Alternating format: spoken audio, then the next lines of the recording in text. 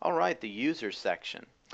Users are basically anybody that's going to interact with your blog that's above a guest. A guest basically can just go into your blog and leave without ever contributing anything. But users are going to have much more than that.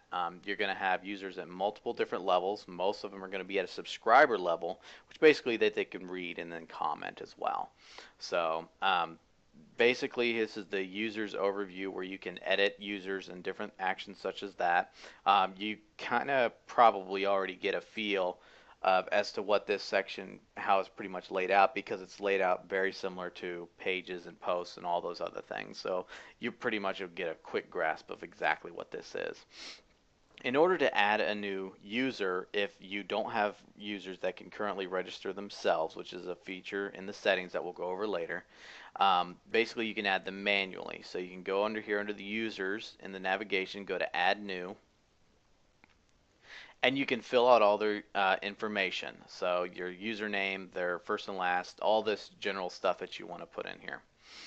You also want to send the user the password by email. You can do that if you want. You can have that option in there.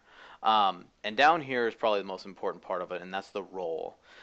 Whenever you're adding a user, you want to be able to set the role to whatever they are going to be.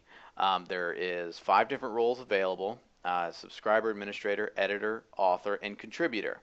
And depending on what you add depends on what they're going to be able to do.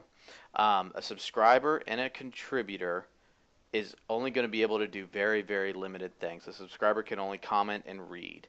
A contributor is only going to be able to edit current posts and delete unpublished posts and very, very basic things. Basically, he's going to be able to help maintain some of the content but can't add any of his own. The author will be able to do all of that of contributor and subscriber, but also be able to publish posts, delete posts, and all those other things, basically, and also be able to upload media, such as photos, videos, files, things like that. And that's what an author can do. An editor can do almost everything that an administrator can that just basically pertains to content.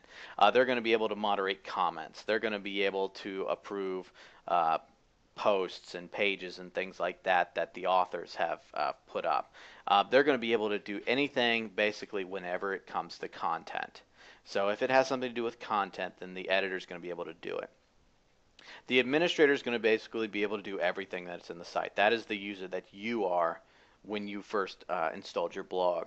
You're going to be able to do everything content related plus all back-end stuff, such as being able to plugins and themes and other such maintenance type things that are within the site is going to be as of an of an administrator's role.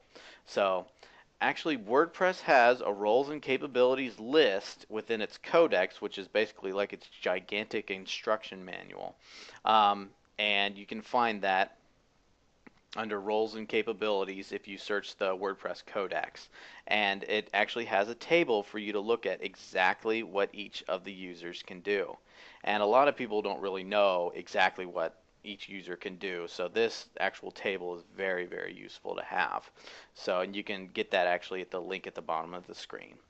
So, and that is pretty much what you do to add a new user. Another thing you can do is you can edit your own current profile, and that's basically very straightforward. You can do certain things such as adjust the back-end styles of it, a couple of little quirky features with the editors, your name and your contact info and your biographical info. And some themes will actually show this bio here. So this is something that you may want to add onto your actual profile. And also you can do your password change right there. And if you click profile, everything will be updated. And that pretty much does it for users. There's a couple little settings that we'll go over later for individual user settings. And that pretty much does it.